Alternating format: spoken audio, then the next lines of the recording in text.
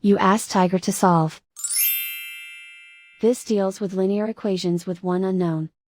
The final result is x equals 184/31.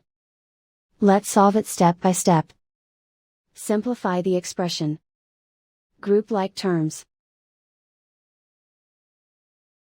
Simplify the arithmetic. Group all constants on the right side of the equation. Add 4 to both sides. Simplify the arithmetic.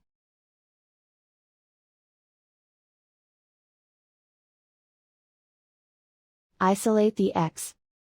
Divide both sides by 31. Simplify the fraction. And so the final result is x equals 184/31.